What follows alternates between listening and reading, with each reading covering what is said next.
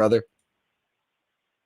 Swanny, it's good to be here, and if I'm here and it's almost September, that means we're about to talk about a game, I hope. That is the plan at this time, right?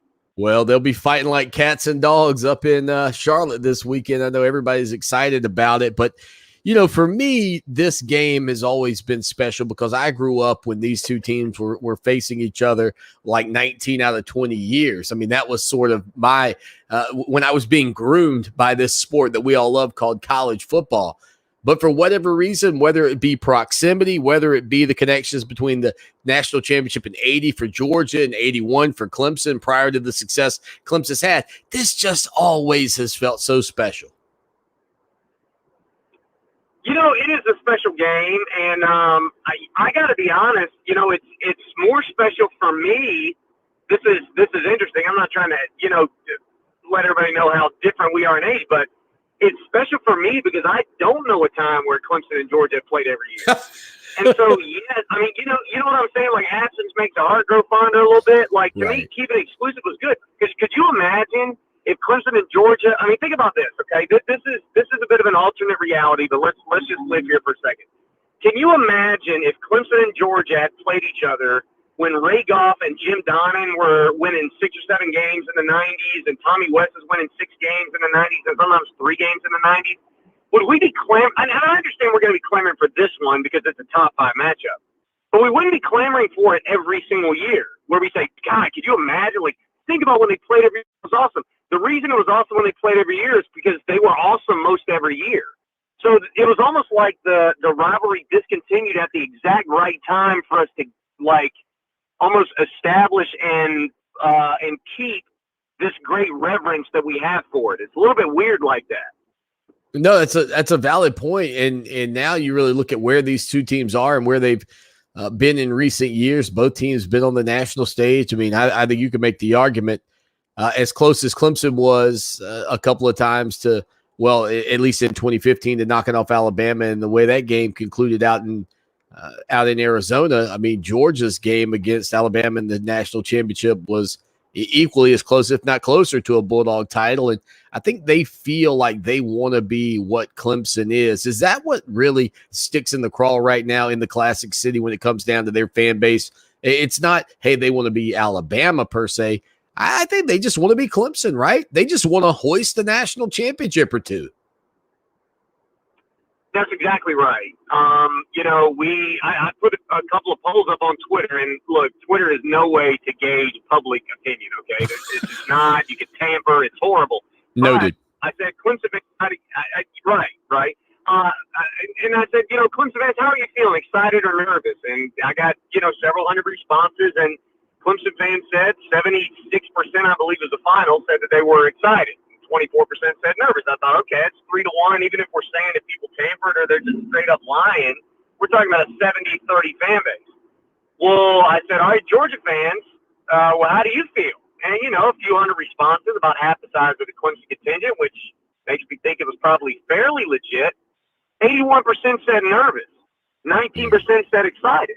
And what I said was, I used a biblical example this morning, Swanee, where, like, in the Bible, we're told to walk by faith and not by sight. And I said, you know what? That's great. That sounds awesome. But I'd much rather walk by sight if I can. There's a reason I'm not going to walk in by faith, because it's hard. And right now, Clemson fans are walking by sight because they've seen it. They know how to win these games. They know what it looks like. They know what the formula is. They understand exactly what their team needs to do to win. Georgia fans haven't a game of this magnitude in decades. I'm not talking about a top 10 Florida team in the middle of October or the beginning of November. That's not what I'm talking about. I'm not even talking about beating a depleted Auburn team to win the SEC a few years ago and then beating Oklahoma in a national championship. You could say that Oklahoma game was probably as close as they've got. I'm talking about when you face the king, okay? And Alabama's the king, not just right now because they won the title, but they're the king in this era of college football.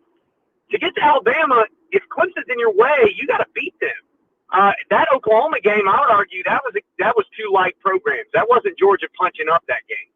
We're talking about, in this instance, Georgia punching up, not from a talent standpoint, not necessarily even from a tradition standpoint if you look through the ages, but I am talking about punching up from a legitimate program in the moment standpoint They are punching up. They have not done what Clemson has done the last 10 years.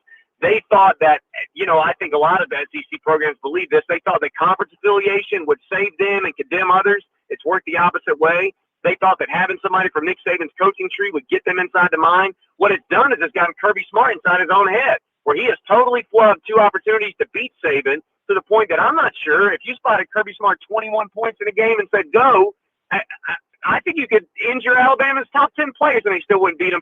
That's how big of a mental block Kirby Smart has in games against Nick Saban. I don't know how Kirby Smart will respond to this. I do know this. The last time these two teams played, Clemson got the better on their home field in 2013. Georgia got the better in their home field in 2014. And you could say, beyond a shadow of a doubt, that the better team won. Now, the host team won, but I think in those games, the better team won. There was nothing fluky happened in this game. I think the same is true the last time they met in, 02-03, where Clemson kept it close against a really good Georgia team that was supposed to slaughter them, but Georgia still wins. Field goal at the end, if I'm not mistaken, either Clemson missed or Clemson was short. Like that. Yeah, Clemson left it short. That's right. That's right. And then Georgia pasted Clemson in 03 with a better team. The better team wins this game. You can go back to the 80s. More often than not, the better team wins.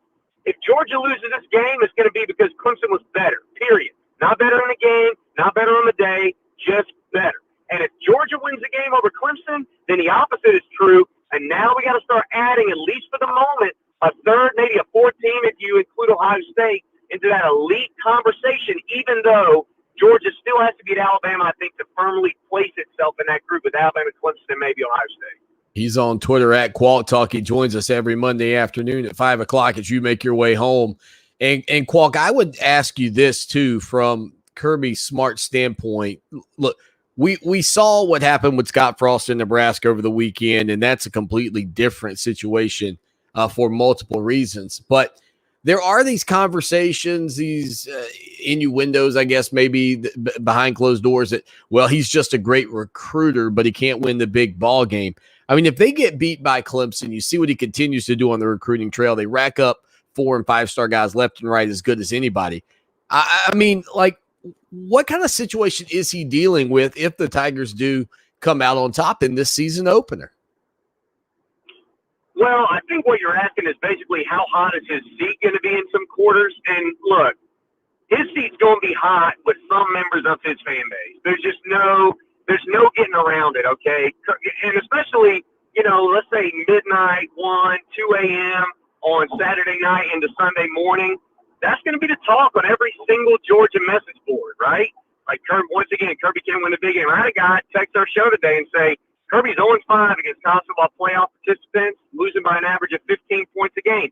That's not something Georgia wants to be known for. They don't want to be known for basically getting on the dance floor and being knocked out of the competition right at the jump. That's not who they are, or that's not who they think they are. I'll say it that way. But I don't think necessarily that Kirby is going to be on a legitimate hot seat, because let's be clear about this. Great recruiter, not sure he can coach in the game.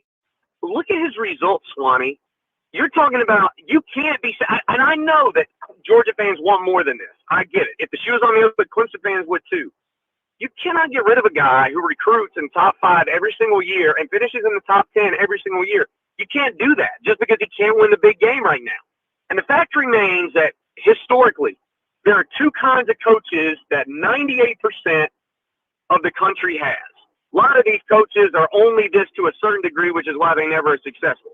You either have coaches who recruit really well, or you have coaches that scheme really well. Now, some of them are not very good at one or the other, and again, some of them are at wasteland places, so you have no idea, right? You still have to implement it at your place. Kirby Smart is an elite recruiter. I think for some reason we give those people a bad rap, like they can't coach or something like that. And I understand that there's a little bit of a roll the ball out strategy. I even said that Georgia's whole program is built on having a better Jimmy than your Jimmy and having a better Joe than your Joe when you line up 11 on 11. That is still a way to win. A lot of places have done that, It's only been recently, in my opinion, that the best players sometimes haven't been what gets you over the top, right? I mean, think about the great dynasties in sports. Didn't they have the best players? I mean, we know about Bud Wilkinson's defensive alignment, but didn't he have the best players? when Vince Dooley won in 1980, didn't he have Herschel Walker? I mean, it's not like Vince Dooley was out here scheming around a bunch of knockoffs and scrubs, right? I mean, didn't Danny Ford build great rosters in the 80s? Didn't Miami have some of the best teams you've ever seen? Didn't Nebraska with Tom Osborne have maybe the best team ever in 1995? Isn't Nick Saban full of great players right now? I mean, yeah, you got a coach, but we act like recruiting is some negligible part that if you can't, like, if you're not perfect in games, then it doesn't even matter if you can recruit. Recruiting is like 80% of this deal, particularly if you set up a program like Georgia. They cannot afford to get dissatisfied with where they are, because the alternative is a bunch of 6 and 7 win seasons in a conference where there are a bunch of good recruiting programs that also develop pretty well that would eagerly take Georgia's spot in a heartbeat if they were to fall. William Qualkinbush is on Twitter at Qualk Talk every day from noon until 3 o'clock. Out of bounds with Qualk and Kelly, 105.5 The Roar in the upstate. So for those people keeping up at home over the weekend, and I mentioned this in hour number 1, you probably saw where UConn just got obliterated by Fresno State 45-0. And some people out there saying, look, UConn may be one of the worst teams in all of college football. They're on Clemson's schedule. The schedule has been criticized ad nauseum.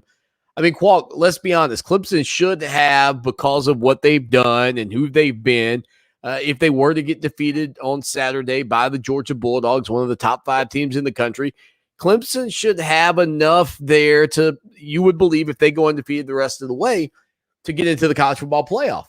But it is interesting that over the weekend, not a single analyst from ESPN, and again, they're analysts, they make their calls, but not a single one had the Tigers in the national championship game. I mean, is this one of those, I don't want to call it a make or break year, right, for Dabo Swinney by any means, but is this one of those years where Clemson's really teetering on being on the outside of this whole thing for the first time in a long time, in not just the mind's eye of maybe the experts, but maybe a lot of people nationally, if they do come up short in this game against the Bulldogs out of the gates? You know, I think it depends on what it is. You know, there will be some that would say, you know, maybe Clemson's descending a bit. They would obviously point to the recruiting gap over time between Alabama, Ohio State, and Georgia, and Clemson's inability to substantially close that gap. I mean, I would remind people that in 2016 and 2018, there was still a gap between Clemson and Alabama, and Clemson was able to beat Alabama. There were gaps between Clemson and other teams that didn't make it. So I don't understand why that's all of a sudden like this new thing, like Alabama and Ohio State haven't always had better players. But that's really neither here nor there, because what you said is Clemson going to be on the outside looking into this thing? I think if Clemson loses by double digits to Georgia, that will be 3 consecutive times where Clemson kind of got his hat handed to him not counting Notre Dame. I think Notre Dame's tricky. We have to remind people that Notre Dame was in the playoff, but among the programs that are like punching in Clemson's weight class, so to speak, right? I mean, we're kind of splitting hairs here, not counting Notre Dame in that category because they've been in 2 of the last 3 playoffs. But I understand why people would say, you played LSU, you got smacked. You played Ohio State, you got smacked worse. You played Georgia, you got smacked again. That's 3 in a row. This program now is basically Oklahoma, right? I don't think that's true if Clemson loses close, because I do think even though Clemson is a 3.5 point favorite right now, that you are seeing a lot of people take Georgia, and you are seeing a lot of people put Georgia in the playoff. So I don't think it's going to be like fair to call Georgia an underdog in this game. I don't think it's going to be fair to say that Clemson is necessarily an underdog in this game either, because I think both teams have legitimate factors in their corner. But I get why you're asking that question, though. I get what you're saying, because it would be easy to say, boy, 3 double-digit losses in a row. This is something Dabo's not had to deal with. You know, do you need to start making some changes at the very top and start talking about Clemson more like Oklahoma and Georgia, honestly, and less like Alabama and Ohio State at this moment? It is going to be a fun game to watch. I don't think anybody denies that fact, just given what's at stake for both of these teams, and certainly the old rivalry still always going to be there. But always good to have game day back. And I did get to watch this weekend, and I talked about this a little bit earlier too. You know, Kirk Herbstreit's phenomenal. The job that he does is spectacular. I don't really care who you put in the host seat. But there was probably a time in my life where I was like, man, they need to, Lee Corso needs to go on. He just needs to go away. But I got to say, he's crossed over into this realm of kind of being like my grandpa, and I want him there for as long as I can have him. And wasn't it nice, Qualk, to be able to see him on the set after having him away for a year during, COVID's issues a season ago? did like being able to see him on the set. It gives you a little sense of normalcy. And there, having a high school football a couple of weeks, I can tell you it feels more normal, but not all the way normal. So I like the times where it feels kind of all the way normal. I will say with Corso though, like it makes me uncomfortable to see him in decline. It, like you said, he's kind of like your grandpa, but it makes him uncomfortable to see him decline. And you know what? Bottom line, it is a show that's about analysis. I think he has a role in the, like, giving the passion and, like, basically being a kid on the set, right? That's always been kind of his deal. And I think they've done a good job of sort of making that work. But I think they need to, like, really lean into that because the show kind of grinds to a halt just as a viewer when he's trying to give analysis. But it almost uplifts the show when he's not, like when he's almost free from that, where like Herb Street and the other guys on the panel, whoever happens to Desmond and Pollock and all those guys, when they give the analysis, that's when you get your hard-hitting stuff. The passion, particularly with Tom Rinaldi not being there, those types of feel-good moments are gone. That storytelling's gone. I think you almost need Corso to fill that realm as long as you divide the show carefully. I agree with you. I was glad to see him, and I hope they do right by him this year. William Qualkinbush, again, one final thing for you, Qualk, and we'll get you out of here. Trevor Lawrence this weekend. I mean, they were a little quicker, a little snappier with the play calling, some five wide sets, really getting the ball out of there. Great performance. Your kind of evaluation of his 3-game preseason and what you expect to see from him in Jacksonville, because I still have, I mean, that was his backup offensive line for the most part, but I still have major concerns for him being the guy all season long there, just given the Swiss cheese in front of him, so to speak. Yeah, I mean, I agree. Look, I'll keep this very short and sweet for you, Swanny. It's still the preseason. He went from facing a top 10 defense in the Saints to facing a bottom 8 defense probably in the Cowboys. That's about as far as I'm going to go with it. You know what it did tell me, though, really? It tells me that the Jaguars at least are capable of playing to the level of the opposing defense. I was very worried that their offense would make opposing defenses look better than they were. But to me, the Saints performed like you would expect the Saints to perform, even though it's preseason and they're doing different substitutes, patterns, things like that. So did the Cowboys, this past weekend. So, yeah, I mean, it was encouraging from that standpoint. I don't want to, like, overload a whole bunch of expectations now, but that was the most encouraging thing. I now have hope that they're not going to score 10 every week and make every defense look like that 85 Bears. Qual, buddy, always appreciate you, man. Enjoy the games, plural form, this weekend, and we look forward to catching up with you next week to recap Clemson and Georgia. Thanks, Swanee. We made it, buddy. Enjoy the rest of your week. Yeah, man, you too. William Qualkinbush, again, he's on Twitter at Qualk Talk, 803-450-0086. We'll come back right after this. It is the show that shakes the Southland, Clemson Sports Talk, on a Monday afternoon. Again, our website, clemsonsportstalk.com. And hey, if you look down on your screen, if you're watching, head to YouTube, hit that subscribe button. Over 130 new subscribers in like what's going on 3 weeks now. I am excited. I think we can push the envelope towards it. I said 1,000 by game 6. Dude, I think we can stretch this thing out. I think we can hit 500 this week if you take the moment and hit that subscribe.